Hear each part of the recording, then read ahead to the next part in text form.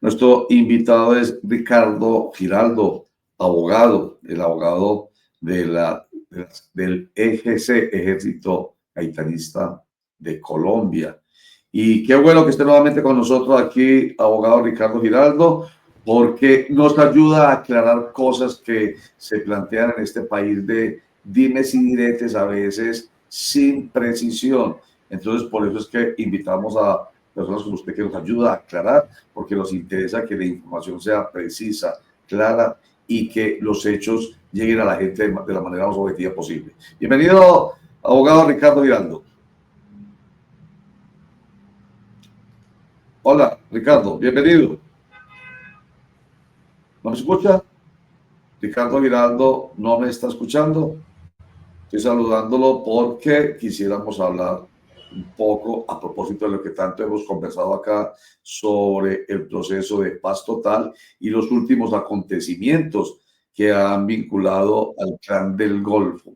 Y yo todavía sigo con un rayón, permítanme la expresión, porque Clan del Golfo, por un lado, y Ejército Gaitanista de Colombia, por otro. Pero entonces, en la información general, son uno y hay que ver exactamente lo que pretende el Ejército Gaitanista de Colombia y lo que pretende el Clan del Golfo. Bueno, ¿son uno o son dos en uno? Y es lo que queremos nuevamente precisar acá con nuestro invitado y que nos ayude a entender entonces qué es lo que está pasando en este proceso de paz en el que quiere vincularse el Ejército Gaitanista de Colombia. Ricardo Giraldo, ¿me escucha ya? Perfecto, Roger, muchas gracias. Buenos días. Bienvenido a Cricracia. Muchas gracias, Roger, por la invitación nuevamente. Bueno, esta imagen de atrás maravillosa, me encanta. Esta semana hablamos de ella mucho. Aquí le hicimos un homenaje, si se quiere, a esa diosa, la de la justicia, la diosa Temis, y la analizamos. Es hermosa esa imagen que tiene usted ahí atrás, que debe ser la que nos guíe a todos en general, no solamente a los jueces, sino a usted, los abogados y a nosotros los periodistas de la comunidad en general. Bueno, oiga, Ricardo, empecemos por esto. ¿Clan del Golfo o Ejército Gaitanista de Colombia? Ejército Gaitanista de Colombia. El Clan del Golfo, como se ha aclarado mucho, es una ficción peliculesca que se han inventado diferentes gobiernos. Hay que aclarar que no es solo el presidente Petro el que así lo indica, sino que viene desde hace un tiempo. El ejército gaitanista se constituyó como Autodefensas Gaitanistas de Colombia en el año 2007, 2006, si no estoy mal, bajo ese mismo nombre. Y a partir de allí fue dándole una denominación el Estado diferente, tratando de hacerlos ver, de minimizarlos, de ver como si fuesen un grupo insignificante, pero ha demostrado la historia que no es así. Primero lo llamaron los urabeños, después el clan Úsuga, hasta el más reciente que es el clan del Golfo, pero el clan del Golfo no existe, es una ficción que usan organismos de inteligencia y el Estado simplemente para tratar de minimizarlos y usar un lenguaje que no es el adecuado cuando se está tratando de un grupo armado ilegal. ¿Y por qué la insistencia en mantener la designación? Porque la designación per se hace ver en la mente de los colombianos a un grupo diferente al otro, o sea, a una banda criminal, ¿cierto? Clan del Golfo, entonces, Clan del Golfo, banda criminal. Pero cuando ustedes, o el Clan del Golfo, usted es el abogado, entonces es de la precisión. Cuando yo digo usted, entonces no me refiero exactamente a usted, sino usted es el abogado, vuelvo, insisto, pero el Ejército Gaitanista de Colombia tiene unas intenciones más políticas y más de sentarse a la mesa. ¿Por qué la insistencia en hacer ver permanentemente al grupo criminal, sabiendo que la intención con el proceso de paz es el acercamiento? ¿Por qué entonces el Estado insiste en ese señalamiento? Oye, uno pensaría que, y yo sé en eso siempre he sido reiterativo, es que quieren hacerlos parecer una caricatura de meros traquetos, de a que un grupito de clanes mafiosos cual mafia italiana, donde su estructura era simplemente por línea de sangre o línea familiar, ¿cierto? Pero el Ejército Gaitanista de Colombia es una estructura armada ilegal con una organización piramidal, con un Estado Mayor conjunto que lo conforman 5 comandantes y un director político a nivel nacional.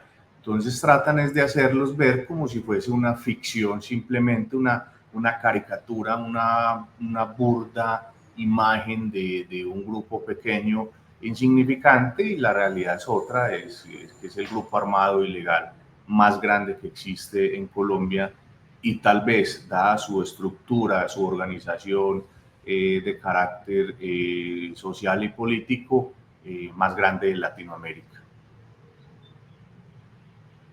Pero pensé que iba a intervenir Javier, que lo vi por ahí levantando la mano, pero venga, es que yo he escuchado últimamente que es el grupo más grande, ¿cierto? Como usted está planteando, pero ¿cuál de los dos? Entonces, aquí es que es muy bueno hablar con usted porque los precisa, porque se habla del clan del Golfo como el de mayor número. Creo que ayer o antier estaba leyendo la cifra de más de 3.500 hombres en armas, pero entonces estamos hablando desde cuando se nos señalan del más grande para efectos de tengámosle miedo el clan del Golfo, pero si se trata de negociar y sentarse a la mesa el ejército gaitanista de Colombia, entonces no es más grande, se minimiza. Esa es como la diferencia del comentario que usted acaba de hacer, Ricardo.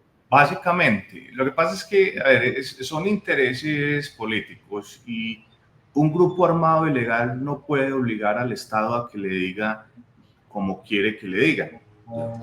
Pero cuando existen en una mesa y están sentados en una mesa y lo que se proponen es construir paz, generar confianza, desescalar el conflicto, pues lo más apropiado considero desde mi ignorancia que debe respetarse el lenguaje. Es como si el ejército gaitanista le dijera al gobierno que no son estados, sino unos guerrilleros allá montados en el poder. Yo creo que eso no es adecuado decirlo.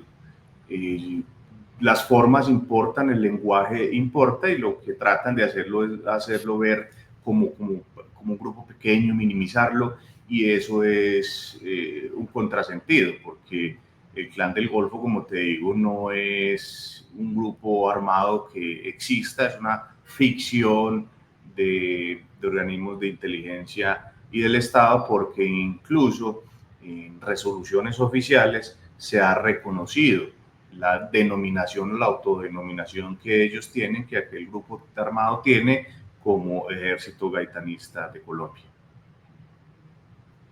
Abogado Ricardo Giraldo, buen día, cordial saludo. Gracias, Javier. Esta semana, una declaración, incluso ayer mismo, y una que pasamos ahorita, del gobernador de Antioquia, él habla de un término, de dos términos específicos. Uno, contemporalización del crimen entre el gobierno y, en este caso, el ejército gaitanista. Ustedes, o mejor dicho, el ejército gaitanista, sus dirigentes, sus comandantes creen que eso es así. Y el segundo término es que la fuerza pública está atada de manos porque no puede accionar contra el ejército gaitanista en Antioquia debido a la política de paz total. ¿Ustedes cómo ven esa accionar del gobierno nacional y sobre todo de la fuerza pública en relación con la contención que por ley debe de hacer la fuerza pública contra este grupo al margen de la ley? Javier, precisión inicial como siempre me corresponde. No son ustedes, son ellos. Yo no pertenezco al Ejército Gaitanista de Colombia y mi posición frente a esos planteamientos es una, digámoslo, una inconexión absoluta y una ignorancia absoluta del conflicto armado interno, no internacional, que existe en Colombia desde hace 60 años. Yo no sé de cuál contemporizar o de cuál manos atadas tiene el Estado con el ejército gaitanista. Mire, hace menos de un mes mataron sin ningún combate al comandante Julián, que era el quinto del Estado Mayor Conjunto del Ejército Gaitanista en Ayapel, Córdoba. Antes de eso habían asesinado con francotirador a un comandante al que ellos llamaban Nino. Antes de eso al comandante David, al que muchos conocían con ese terrible alias de terror. En fin, entonces yo no entiendo cuál brazos cruzados o sin fuerza para poderlos atacar. Si hay operaciones conjuntas más feroces contra un grupo armado ilegal, las ha existido contra el ejército gaitanista de Colombia. Y no solo ahora, no solo en el gobierno Duque, en el gobierno Santos, han existido desde que ellos existen, valga la redundancia. Entonces yo no entiendo cuál es que están con los brazos cruzados o las manos atadas sin poderlos atacar, porque todos los días existen muertes del ejército gaitanista. Incluso, bueno, digamos que el de Ayapel en Córdoba, pues fue en el departamento de Córdoba, en el sur de Bolívar, en fin. Pero recuérdese que hace un mes bombardearon en Segovia y Remedios y murieron 9 integrantes del ejército gaitanista de Colombia. Todos los días captura y dan de baja a 1, a 2 integrantes del ejército gaitanista de Colombia. Yo creo que eso es más un discurso retórico, un afán de populista, de engañar incautos y de obtener una mayor aceptación dentro de la política. Pero la gente no es boba, la gente sabe qué es lo que pasa en el país. Y hay que recordar una cosa, Roger y Javier, que ustedes me hicieron la pregunta. No existe cese bilateral al fuego con el ejército gaitanista ante la fuerza pública. Realmente nunca lo hubo.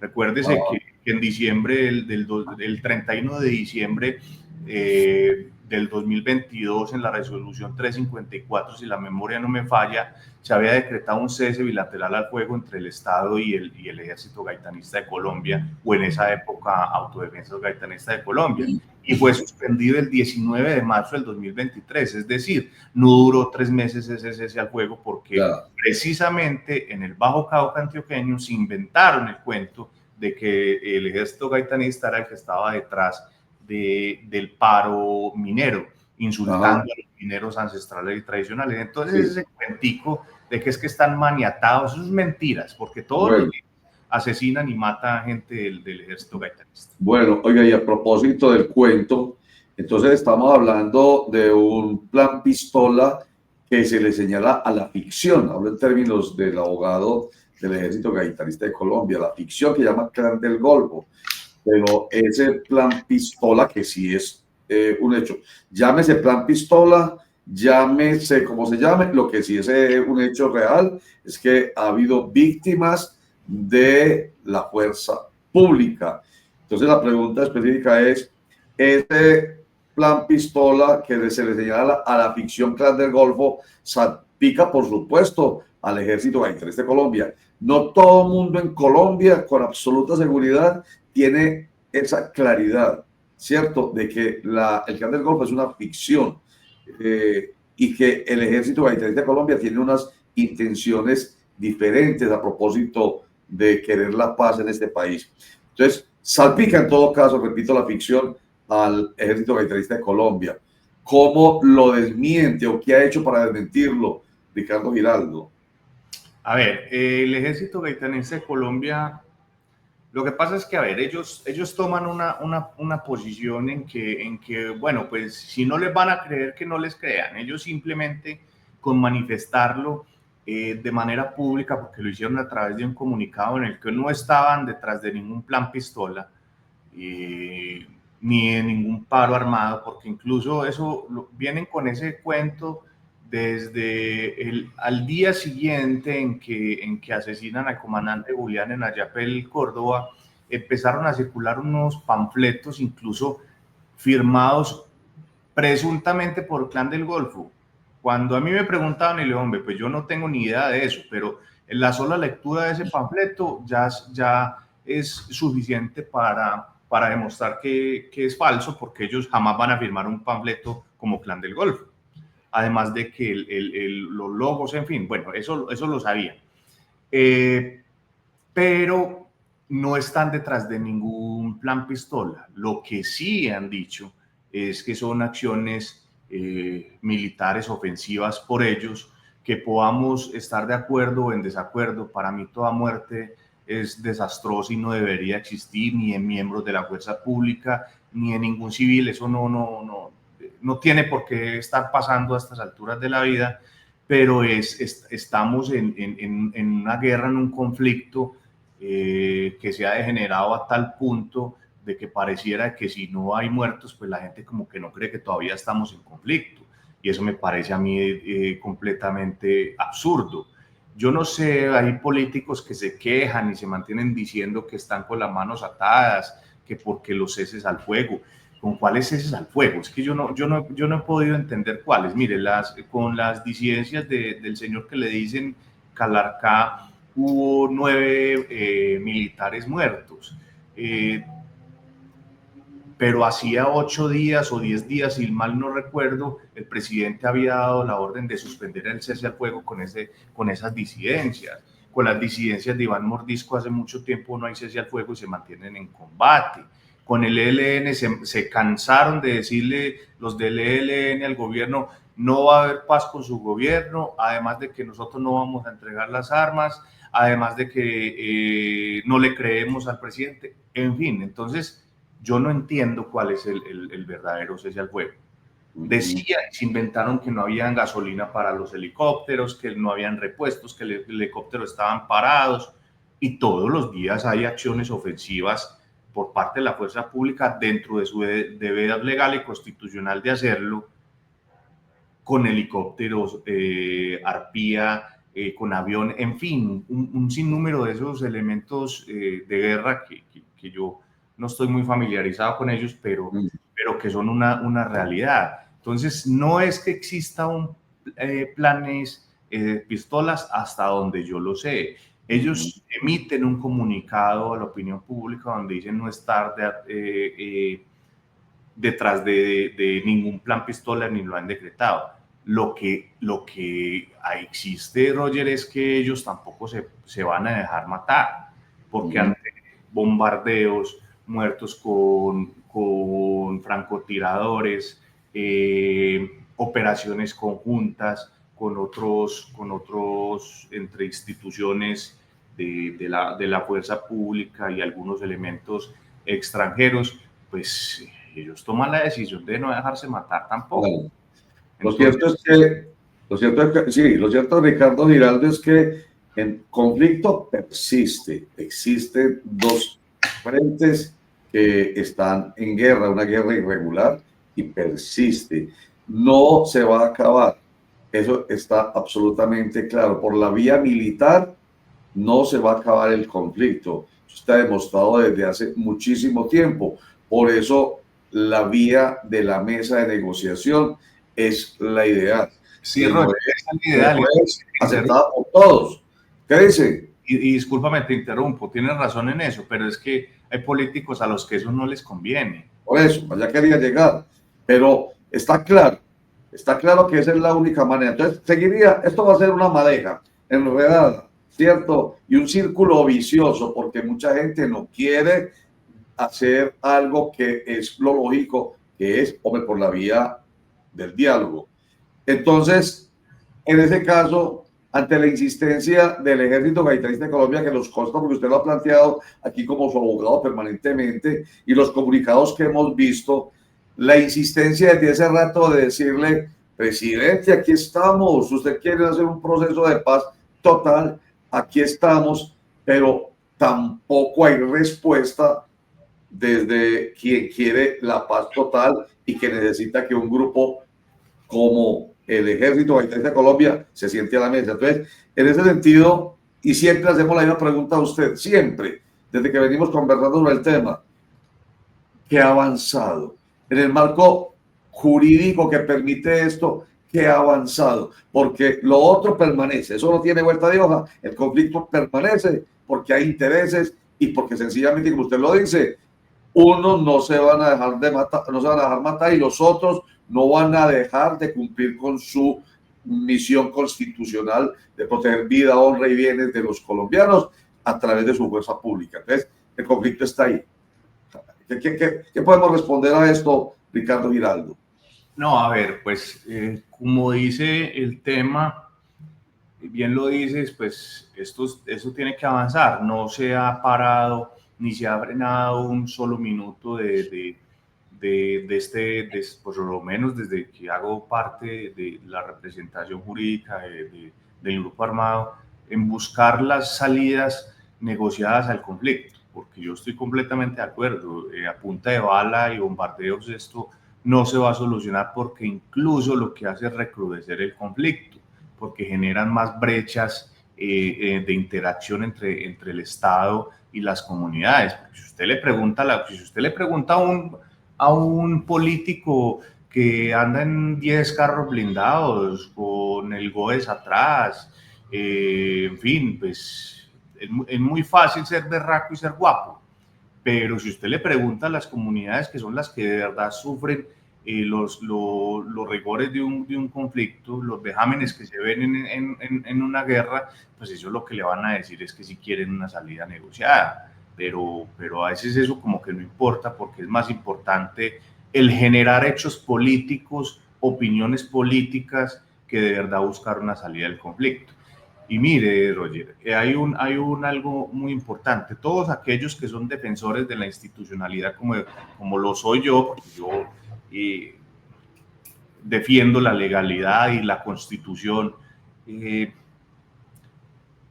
política de Colombia, hay algo que tienen que entender, y es que cuando hablan de que hay que cumplir con la función legal y constitucional, pues la función legal y constitucional del Estado no es matar, no es asesinar, no es bombardear, es proteger la vida y honra de todos los habitantes del territorio, ¿sí? Eso por un punto. Lo otro que es bastante importante, y es que dentro de esas funciones y obligaciones legales y constitucionales existe el de buscar la paz y la pacificación de los territorios.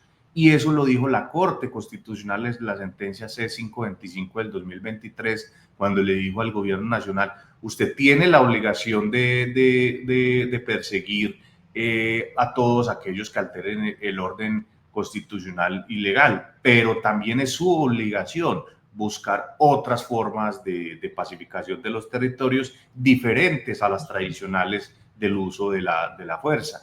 Entonces, esos que les gusta tanto la institucionalidad, también es bueno que lea las sentencias de la Corte, que también lo dicen. Ahora, yo no creo que exista una connivencia entre la Corte Constitucional y los grupos armados ilegales para decir que debe buscarse la paz. Y eso está claro, Ricardo Giraldo, pues hay que hacer la precisión como usted lo hace, pero en todo caso usted sabe que hay un sector, hablemos del propio gobernador de Antioquia, que dice: no nos amarre las manos, no le amarren las manos a la fuerza pública, dejen que actúe y que defiendan a la población. Eso quiere decir simplemente cero cese al fuego y a reprimir al máximo a los grupos armados al margen de la ley. Esa es la postura. La otra es la de: vamos a sentarnos a la mesa, pero se sientan a la mesa siempre y cuando haya voluntades.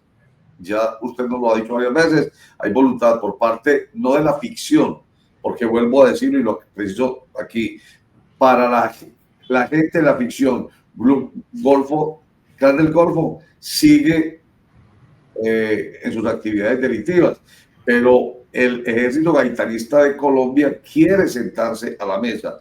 Entonces, vuelvo con la pregunta. Usted nos ha dicho varias veces, es que se necesita que haya un marco jurídico que lo permita. ¿Ya ha habido avances en eso o todavía siguen patinando en lo que vienen insistiendo desde hace casi 2 años. Roger, es importante aclarar varios puntos. Yo siempre he sostenido que Colombia tiene suficiente marco jurídico y robusto con qué hacer la paz y con qué negociar. Y lo dijo la Corte Constitucional en la última sentencia que conozco, que además hace un buen análisis del derecho internacional humanitario y de otras, recuerda otras sentencias de constitucionalidad que ella misma ha expedido. Y en esas mismas sentencias, al hacer el análisis del DIH, pues llega a la conclusión que nosotros siempre hemos sostenido, y es que no es necesario ni siquiera otro marco jurídico para establecer negociaciones de paz, porque todas se pueden hacer dentro del marco del DIH, que el artículo 3º de la Convención así lo establece. Entonces, eso de que no existe marco legal, eso es porque nos gusta mucho el protagonismo y llevar al Congreso proyectos de ley para enredar más el asunto, y hay que reconocerlo. En este momento el gobierno no tiene un músculo político fuerte, sólido, para que le aprueben un proyecto de ley.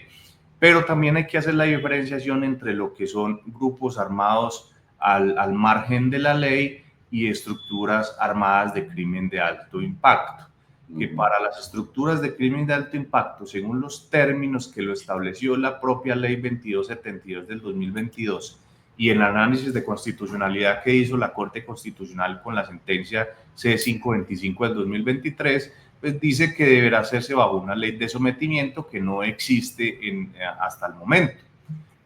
Yo no comparto esa posición que dijo la Corte. Pues dirán que uno quién es para no compartir una decisión de la Corte. Pues no lo comparto en ese punto, porque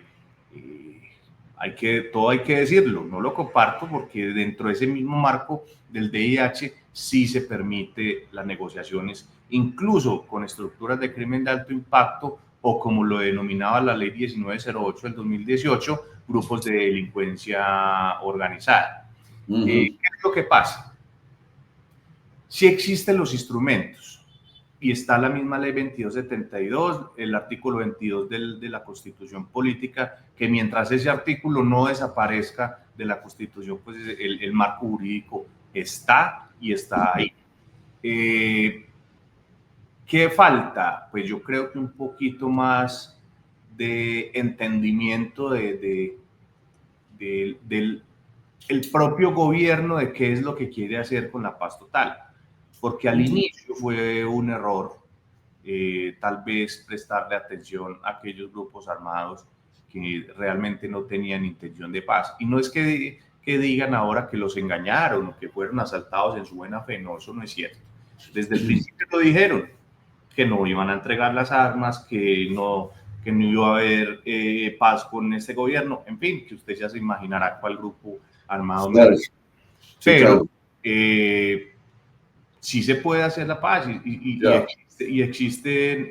Lo que pasa es que, Roger, es muy difícil cuando a veces no se tiene una coherencia entre lo que se dice desde la oficina de la Consejería del Alto Comisionado de Paz y el gobierno nacional, porque una cosa se dice por la mañana y por la tarde el presidente dice otra en Twitter. Entonces ahí viene el tema. Y si mientras no se garanticen dos asuntos que son vitales para cualquier grupo armado, que es la seguridad jurídica y la seguridad personal, es muy difícil que se pueda avanzar, porque mire, ¿qué seguridad jurídica puede haber cuando aquel grupo armado que dirige o dirigía Andrés Rojas, al que a mí no me gusta decir los alias, pero para que la gente me entienda, Araña, lo capturan en un hotel con comunidad internacional y con el gobierno negociando, y le notifican una circular roja de la Interpol?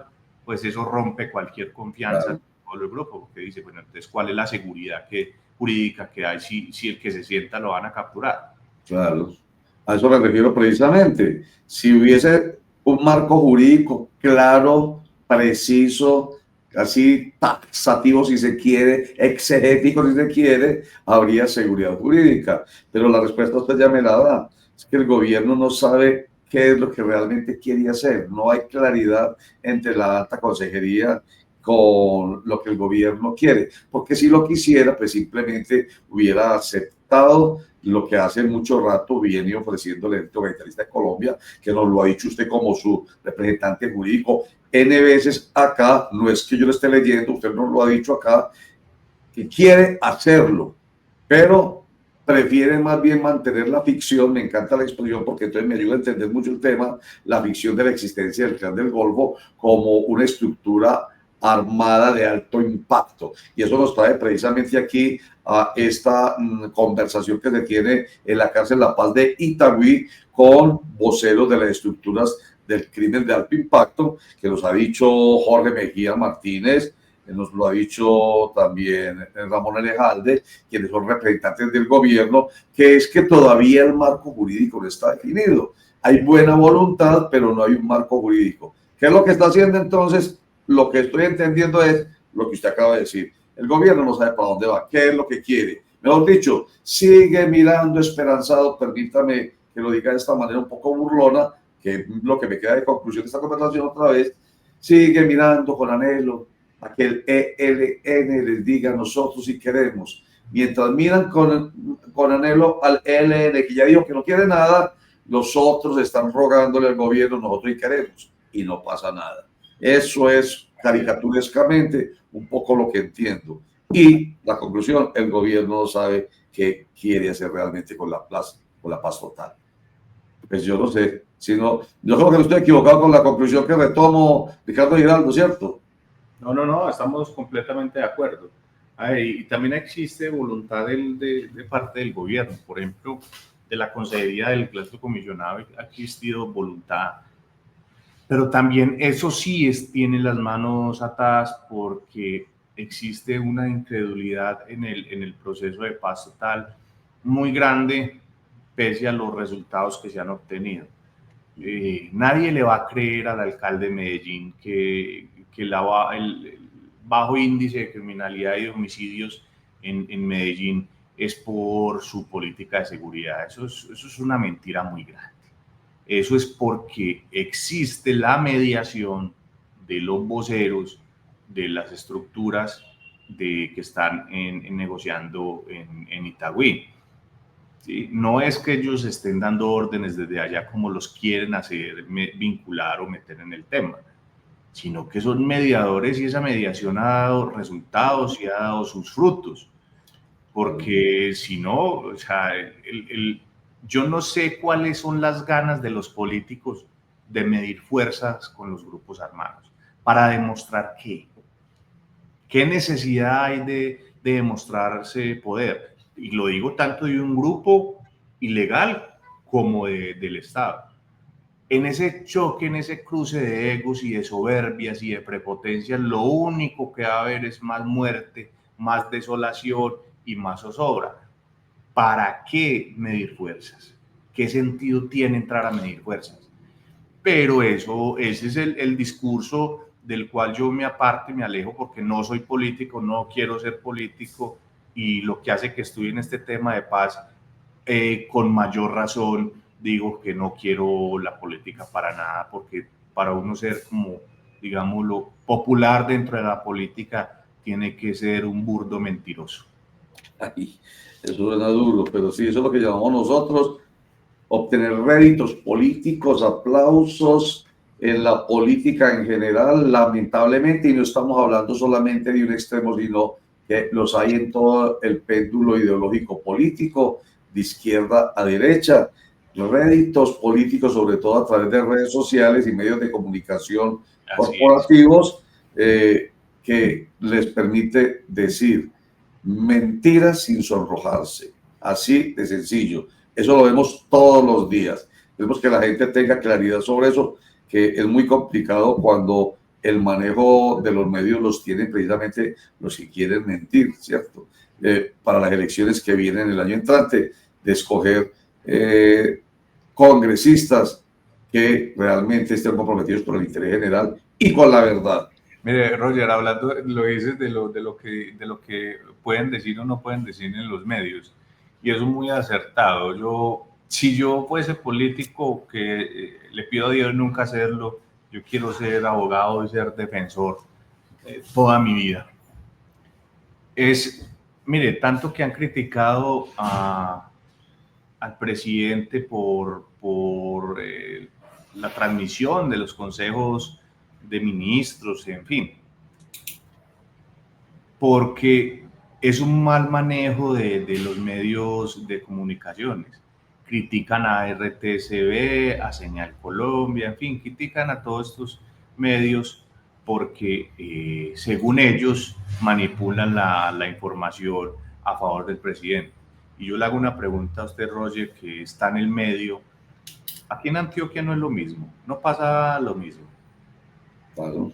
Así es. ¿Qué pasó con Teleantioquia y con Telemedellín? Sí, es absolutamente claro. Y lo hemos dicho nosotros abiertamente, que no dejemos manipular y no seamos hipócritas, que los gobiernos tienen unos brazos comunicacionales que son legales. Teleantioquia está adscrito a la gobernación de Antioquia, Telemedellín está adscrita a la alcaldía de Medellín, como RTV6 y el Colombia están adscritos al gobierno de la ciudad. Eso no tiene vuelta de hoja, esa es la realidad.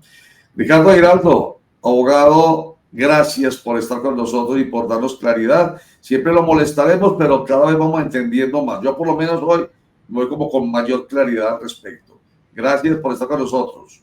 No, a ustedes muchas gracias por la invitación y desde que pueda siempre estaré dando las claridades hasta donde la información me lo permita, pero sí hacer un llamado, no creamos tanto en cuentos, que los medios de comunicación hoy en día están muy permeados y muy manipulados y los políticos saben mucho de eso, de manipular. Sí, señor. Muchas gracias, Ricardo Giraldo. Muy amable.